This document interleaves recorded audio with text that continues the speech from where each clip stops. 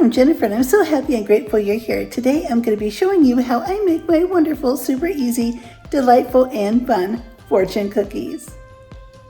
I'm going to be making these fortune cookies for my husband's birthday party. It'll be so much fun to go around the table and have everyone read the fortune inside. Before we make the cookies, be sure to hit the like button and subscribe. The first thing I did was type out some fortunes.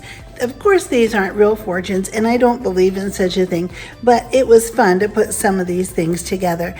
I put some things that are specific to our friends and things that Alan and our friends will really enjoy reading. Then I printed them on the printer and cut them out into strips. These will be the strips that go inside of the fortune cookies. I'll fold these fun little fortunes in half and put them in a bowl. That way when we're ready for them, they'll be ready to put in the cookies. We'll need 2 egg whites for our recipe. I'm going to get started by separating the eggs.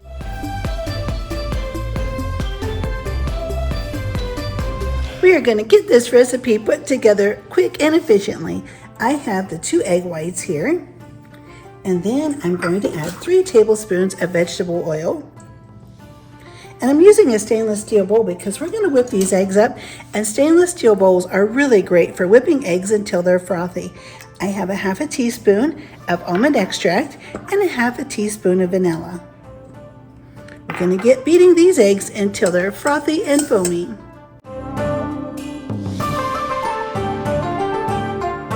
In no time at all, our egg mix is ready to go. We'll set this aside and mix our dry ingredients in a separate bowl.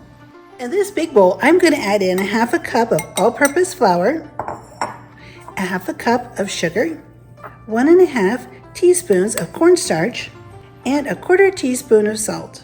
I'll just get these all sifted together. Now to this bowl, I'm just going to add 4 tablespoons of water.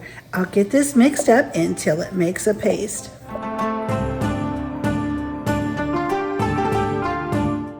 Now that we have our thick paste, we're just going to start slowly adding the frothy mixture to the thick paste, and then it'll be time to put it on the griddle.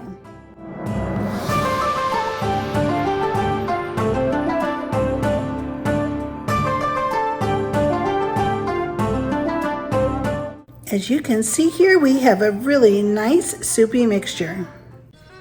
I have my griddle set to low heat. I'm going to put a scoop of batter. Then I'm going to take an offset spatula, but you could use the back of a spoon, and just spread this out into a nice round shape. You don't want it too thick, so just spread it out until it's nice and round and even. It doesn't have to be perfect, so just do the best you can. We definitely don't want stressful recipes on my channel. There we go, that should do. That'll be just fine. Now we'll leave this for 3 minutes. With this recipe, we only want to do one at a time because then we don't want to get ahead of ourselves and have too many that we need to process with flipping and putting the fortune in and folding.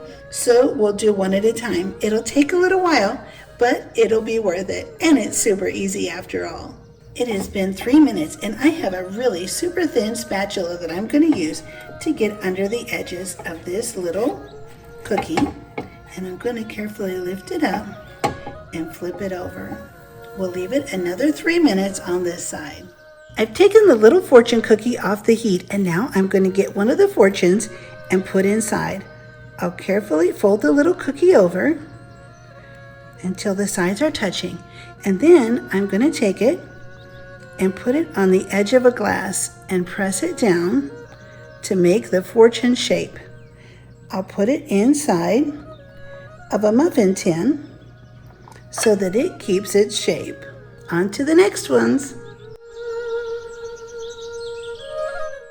And here's how the delightful little fortune cookies turned out. We'll have so much fun with these after dinner at the birthday party.